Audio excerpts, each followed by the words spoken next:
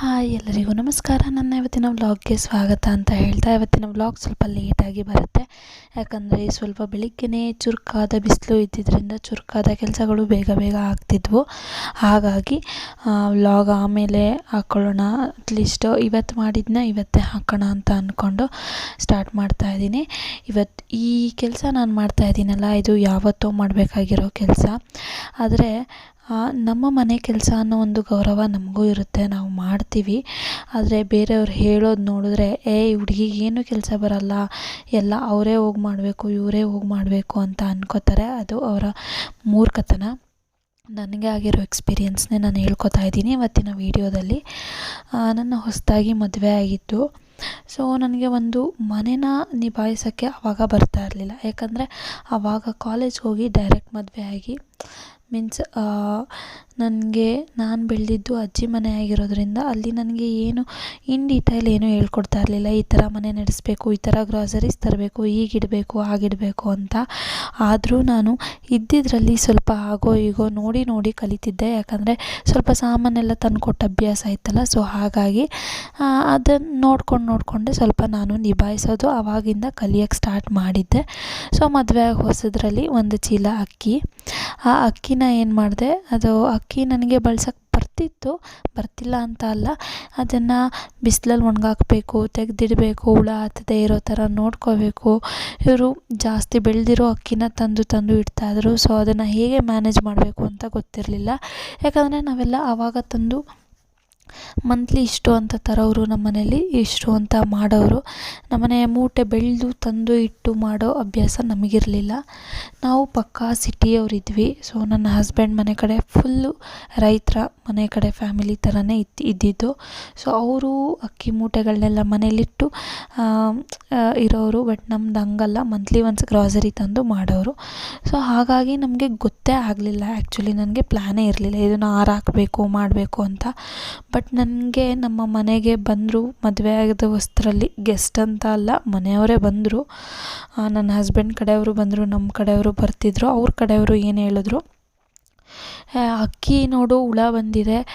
ಅವರು ಹೇಳೋ ರೀತಿ ಹೇಳಿದಿದ್ರೆ ನಾನು ಅಕ್ಸೆಪ್ಟ್ ಮಾಡ್ಕೋತಿದ್ನೋ ಏನೋ ಗೊತ್ತಿಲ್ಲ.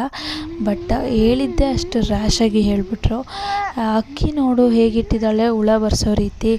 ಇವಳು ದುಡ್ದು ಇವಳು ಬೆಳೆದು ತಂದಿದ್ರೆ ಗೊತ್ತಾಗಿರೋದು, ಎಲ್ಲೋ ದುಡ್ದು ಎಲ್ಲೋ ಬೆಳೆದು ತಗೊಬರೋದಲ್ವ. ಹಾಗಾಗಿ ಇವಳಿಗೆ ಬೆಲೆ ಗೊತ್ತಿಲ್ಲ ಅಂತ ಅಂದ್ಬಿಟ್ರು. ಸೊ ಆವಾಗಿಂದ ನನ್ನ ಮನಸ್ಸಲ್ಲಿ ಏನಾಯಿತು, ನನ್ನ ಮನೆ ಅಂತ ಬಂದಾದಮೇಲೆ ನಾನು ಯಾವ ಥರ ಇರಬೇಕು, ಸಾಮಾನು ಯಾವ ಥರ ಮಾಡಬೇಕು ಅನ್ನೋದು ನನಗೆ ಗೊತ್ತಿದೆ ಅಲ್ವಾ. ಅದೇ ರೀತಿ ಯಾವುದೇ ಒಂದು ಹೆಣ್ಣು ಯಾರ ಜೊತೆಗೆ ಸಪೋರ್ಟ್ ಇಲ್ಲ ಅಂತ ಅಂದಾಗ ಇವತ್ತಲ್ಲ ನಾಳೆ ಅಲ್ಲ ಇನ್ನೊಂದು ದಿನ ಕಲಿತಾಳೆ. ನಾವೇ ಇರಬೇಕು, ಅವಳು ಕಲಿಯಲ್ಲ ನಾನೇ ಹೇಳ್ಕೊಡ್ಬೇಕು ಅನ್ನೋ ಮೂಢನಂಬಿಕೆಯಲ್ಲಿ ಬೇರೆ ಯಾರಾದರೂ ಇದ್ದರೆ ಅದನ್ನು ದಯವಿಟ್ಟು ತೆಗೆದುಹಾಕಿ. ನನಗೂ ಅಷ್ಟೇ, ನಾನಿಲ್ಲ ಅಂತ ಅಂದರೆ ಕೋಳಿ ಕೂಗಲ್ಲ, ಅವಳೇನು ಮಾಡಲ್ಲ ಅಂತ ತುಂಬ ಜನ ಅಂತ ಅಂದ್ಕೊಂಡಿದ್ರು. ಬಟ್ ನಾನಾಗಲ್ಲ. ನಾನು ಒಂದು ಮನೆನ ಮ್ಯಾನೇಜ್ ಮಾಡೋ ಕೆಪಾಸಿಟಿ ಇವಾಗ ನನಗೆ ಬಂದಿದೆ, ಕಲ್ತಿದ್ದೀನಿ.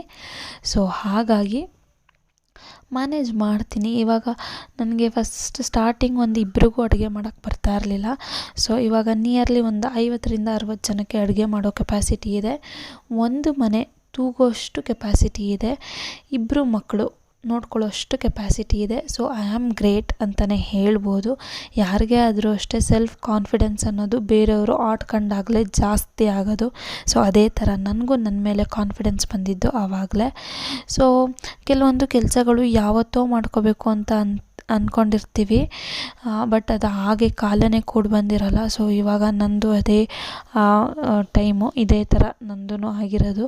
ಸೊ ಆ ಅಕ್ಕಿನ ಯಾವತ್ತೋ ಒಣಗಾಕಬೇಕು ಅಂತ ಅಂದ್ಕೊಂಡಿದ್ದೆ. ಬಟ್ ಅದೇನು ಹುಳ ಹತ್ತಿರಲಿಲ್ಲ. ಸೊ ಗಾಳಿಗೆ ಒಂದೊಂದು ಸಲ ಹಾರಾಕಬೇಕು ಅಕ್ಕಿನ. ಸೊ ಹಾಗಾಗಿ ಅದನ್ನು ಯಾವತ್ತೋ ಮಾಡಬೇಕು ಅಂದ್ಕೊಂಡಿದ್ದೆ, ಆಗಲಿಲ್ಲ. ಆಮೇಲೆ ಇದು ಅಷ್ಟೇ ಸ್ವಲ್ಪ ಗ್ರಾನೈಟ್ ಆಗಿರೋದ್ರಿಂದ ಸ್ವಲ್ಪ ಬಟ್ಟೆಲಿ ಒರೆಸ್ಕೊಂಡ್ರೆ ತುಂಬ ಕ್ಲೀನ್ ಅನ್ಸುತ್ತೆ, ನನಗೆ ಸ್ಯಾಟಿಸ್ಫೈ ಆಗೋದು. ಬಟ್ಟೆಲಿ ಒರೆಸ್ಲಿಲ್ಲ ಅಂದರೆ ನನಗೆ ಸ್ಯಾಟಿಸ್ಫೈ ಆಗೋಲ್ಲ, ಜಸ್ಟ್ ಗುಡಿಸಿದ್ರೆ. ಸೊ ವೀಕ್ಲಿ ಟ್ವೈಸ್ ಆದರೂ ನಾನು ಈ ಥರ ಒರೆಸ್ತೀನಿ. ಸೊ ಯಾವಾಗಲೂ ಇದನ್ನು ಮಾಡ್ತಾಯಿರ್ತೀನಿ ನಾನು. ಅದೇ ಥರ ಬಟ್ಟೆ ಬಿಸಿಲು ಇದ್ದಿದ್ದರಿಂದ ಬಟ್ಟೆ ಒಣಗಾಕಿ ಅಕ್ಕಿ ಎಲ್ಲ ಒಣಗಾಕಿ ನಾನು ಮುಂದೆ ಇದೊಂದು ಸ್ವಲ್ಪ ಡೀಪ್ ಕ್ಲೀನಿಂಗ್ ಮಾಡಬೇಕಾಗಿತ್ತು. ಡೀಪ್ ಕ್ಲೀನಿಂಗ್ ಕೂಡ ಮಾಡಿ ಆನಂತರ ಅಕ್ಕಿ ಎಲ್ಲ ಒಣಗಾಕಿದ್ದಾಯಿತು. ಆಮೇಲೆ ಮ್ಯಾಟ್ಸ್ಗಳು ಕೂಡ ಒಗೆಯೋದಿತ್ತು. ಸೊ ಅದನ್ನು ಒಗೆದು ಮಕ್ಕಳುಗಳ ಸಾಕ್ಸ್, ಇವಾಗ ಚಳಿಗಾಲ ಆಗಿರೋದ್ರಿಂದ ಸಾಕ್ಸ್ನು ಕೂಡ ಒಗೆದು ಒಣಗಾಕೋದಿತ್ತು. ಸೊ ಹಾಗಾಗಿ ಸ್ವಲ್ಪ ಇವತ್ತು ಕೆಲಸ ಲೇಟು, ಹಾಗೆ ಕೆಲಸದ ಜೊತೆ ವ್ಲಾಗು ಕೂಡ ಲೇಟು. ನನ್ನ ಡೈಲಿ ವ್ಲಾಗ್ಗೆ ತುಂಬ ಜನ ಎನ್ಕರೇಜ್ ಮಾಡ್ತೀರಾ, ಅದೇ ಥರ ರೆಸಿಪಿ ವೀಡಿಯೋಗಳಿಗೂ ಎನ್ಕರೇಜ್ ಮಾಡಿ. ಯಾಕಂದರೆ ನನ್ನ ರೆಸಿಪಿ ಕೂಡ ತುಂಬ ಚೆನ್ನಾಗಿ ಬರುತ್ತೆ. ನಾನು ಮಾಡಿರುವಂತಹ ಅಡುಗೆಗಳು ಒಂದು ಸಲ ಟ್ರೈ ಮಾಡಿ, ರೆಸಿಪಿ ಕೂಡ ತುಂಬ ಚೆನ್ನಾಗಿರುತ್ತೆ. ಸೊ ಹಾಗಾಗಿ ಎಷ್ಟೊತ್ತಿಗೂ ರಂಗೋಲಿ ಬಿಡ್ತಾ ಇದ್ದಾರೆ ಅಂತ ನೀವು ಅಂದ್ಕೋಬೋದು. ಬೆಳಿಗ್ಗೆ ಆಲ್ರೆಡಿ ನಾನು ಬಿಡಿಸಿದ್ದೆ. ಇದೆಲ್ಲ ಡೀಪ್ ಕ್ಲೀನ್ ಮಾಡ್ತಾ ಇರೋದ್ರಿಂದ ಇನ್ನೊಂದು ಸಲ ಗುಡಿಸಿ ನಾನು ಮತ್ತೆ ರಂಗೋಲಿ ಬಿಡ್ತಾ ಇರೋದು. ಕೆಲವ್ರು ಅಂದ್ಕೋತಾರೆ ಎಷ್ಟೆಷ್ಟೊತ್ತಿಗೋ ಎದ್ದು ಎಷ್ಟೆಷ್ಟೊತ್ತಿಗೋ ರಂಗೋಲಿ ಬಿಡ್ಕೋತಾರೆ ಅಂತ. ನನಗೆ ಬೈತಾ ಇದ್ದಿದ್ದು ಉಂಟು, ಎಷ್ಟೊತ್ತಿಗೋ ಎದ್ದು ಎಷ್ಟೊತ್ತಿಗೋ ಮಾಡ್ತಾರೆ ಅಂತ. ಒಂದಿನ ಮಾಡ್ತೀವಿ ರೀ, 2 ದಿನ ಮಾಡ್ತೀವಿ, ಪ್ರತಿ ಜೀವನ ಪರ್ಯಂತ ನಾವು ಬುದ್ಧಿ ಕಲಿದೇನೆ ಬದುಕ್ತೀವಾ? ಒಂದೇ ಒಂದು ಕ್ವೆಶನ್ ಮಾಡ್ಕೊಳ್ಳೋಣ. ಬೇರೆಯವ್ರಿಗೆ ನಾವು ಅಂತಿದ್ದೀವಿ ಅಂತ ಅಂದರೆ ಯಾಕೆ ಅವರು ನಾಳೆ ದಿನ ತಿದ್ಕೊಳ್ಳಲ್ವಾ? ಇವತ್ತು ಅವ್ರಿಗೆ ಇವಾಗ ಮದುವೆ ಆಗಿದೆ, ಸೊ ಇವಾಗ ಹಿಂಗಿದ್ದಾರೆ, ನಾಳೆ ದಿನ ಅವ್ರಿಗೂ ಮಕ್ಕಳಾಗುತ್ತೆ, ಅವ್ರ ಮಕ್ಕಳೂ ಸ್ಕೂಲ್ಗೆ ಹೋಗ್ತಾರೆ, ಅವರನ್ನು ಎದ್ದು ರೆಡಿ ಮಾಡೋದಿರುತ್ತೆ ಅನ್ನೋದು ಯಾಕೆ ನಿಮ್ಮ ತಲೆಯಲ್ಲಿ ಇರಲ್ಲ? ಯಾಕೆ ಅಕ್ಕಪಕ್ಕದವರು ಅಂತಾರೆ? ಆ್ಯಕ್ಚುಲಿ ನನಗೂ ಅಕ್ಕಪಕ್ಕದವ್ರು ಅಂದಿದ್ದುಂಟು, ಎಷ್ಟೊತ್ತಿಗೋ ಹೇಳ್ತಾಳೆ ಎಷ್ಟೊತ್ತಿಗೋ ಮಾಡ್ತಾಳೆ ಅಂತ. ಯಾಕೆ ಏನಕ್ಕೆ ಆ ಥರ ಎಲ್ಲ ಹೇಳೋದು ಬೇಡ.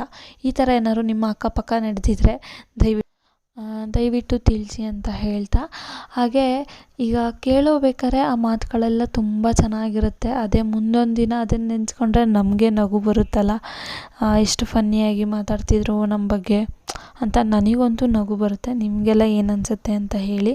ಬಟ್ ನಮ್ಮ ಬಗ್ಗೆ ನಮಗೆ ಗೊತ್ತಿರುತ್ತೆ, ಅದಕ್ಕೋಸ್ಕರ. ಸೊ ಆಮೇಲೆ ಇನ್ನೊಂದು ಹೇಳಬೇಕು, ಮನೆಯಲ್ಲಿ ಯಾವುದೇ ಕೆಲಸಕ್ಕೋಸ್ಕರನೂ ಗಂಡಸನ್ನ ಕಾಯೋದು ನೆಸಸರಿ ಇರಲ್ಲ ನನ್ನ ಪ್ರಕಾರ. ನೋಡಿ, ಇವಾಗ ನೀವೇ ನೋಡ್ತಾ ಇದ್ದೀರಾ, ಕಾಯನ್ನು ಎಲ್ಲಿಂದ ಎಲ್ಲಿಗೆ ಎತ್ತಿಡ್ತಿದ್ದೀನಿ. ಅದರಲ್ಲೊಂದು 10ರಿಂದ 12 ಕಾಯಿ ಇದೆ. ಸೊ ಎಲ್ಲ ನಾವೇ ಮಾಡ್ತೀವಿ, ಅಡುಗೆ ನಾವು ಮಾಡ್ತೀವಿ, ಪಾತ್ರೆ ತೊಳಿತೀವಿ, ಬಟ್ಟೆ ಒಗಿತೀವಿ, ದುಡಿತೀವಿ, ಎಲ್ಲ ಮಾಡ್ತೀವಿ. ಯಾವುದೋ ಒಂದು ಕೆಲಸಕ್ಕೋಸ್ಕರ ಯಾಕೆ ಗಂಡಸನ್ನ ನಾವು ವೆಯ್ಟ್ ಮಾಡಬೇಕು ಅಲ್ವಾ? ಸೊ ಅದರಿಂದ ಎಲ್ಲ ಕೆಲಸನೂ ನಾವೇ ಒಂದು 99.9% ನಾವೇ ಮಾಡ್ಕೊಳ್ಳೋಕ್ಕೆ ಟ್ರೈ ಮಾಡಬೇಕು. ಇನ್ನು 1%ಗೆ ಡಿಪೆಂಡ್ ಆಗೋಣ, ಆಗೋದೇ ಬೇಡ ಅಂತಲ್ಲ. ಇನ್ನು ಕೆಲವ್ರು ಅನ್ಕೋತಿರ್ತಾರೆ, ಯಾಕೆ ಮನೇಲಿ ಅವರಿಲ್ವಾ, ಅವರು ಬುದ್ಧಿ ಕಲಿಬೇಕು, ಅವರು ಮಾಡಬೇಕು, ಅದಕ್ಕೋಸ್ಕರ ಮಾಡಿಸ್ತೀವಿ ಅಂತಾರೆ. ಸೊ ಅದನ್ನು ಒಳ್ಳೆಯದೇ. ಸೊ ಮನೇಲಿ ಮಾಡೋ ಗಂಡಸರೇ ಮಾಡಿಸೋದು ಏನು ತಪ್ಪಲ್ಲ. ಸೊ ಓಕೆ, ಇಲ್ಲಿಗೆ ನನ್ನ ವ್ಲಾಗ್ ಕಂಟಿನ್ಯೂ ಮಾಡ್ತೀನಿ. ನೀವು ನೋಡಿ ಎಂಜಾಯ್ ಮಾಡ್ತೀರಾ ಅಂತ ಅಂದ್ಕೋತೀನಿ. ಯಾಕಂದರೆ ಕ್ಲೀನಿಂಗ್ ವ್ಲಾಗು, ನನ್ನ ಡೈಲಿ ವ್ಲಾಗ್ನ ತುಂಬ ಜನ ಎಂಜಾಯ್ ಮಾಡಿ ನೋಡ್ತೀರಾ. ಮೆಸೇಜಸ್ಸು, ಕಮೆಂಟ್ಸು ಎಲ್ಲ ಆಗ್ತಾಯಿದ್ದೀರಾ, ತುಂಬ ಖುಷಿ ಆಗ್ತಾಯಿದೆ. ಹೀಗೆ ನನ್ನ ವ್ಲಾಗ್ಗಳಿಗೆ ಎನ್ಕರೇಜ್ ಮಾಡಿ ಅಂತ ಹೇಳ್ತಾ ಈ ನನ್ನ ವ್ಲಾಗ್ನ ಕಂಟಿನ್ಯೂ ಮಾಡ್ತೀನಿ. ನೀವು ನೋಡಿ ಎಂಡ್ವರೆಗೂ ದಯವಿಟ್ಟು.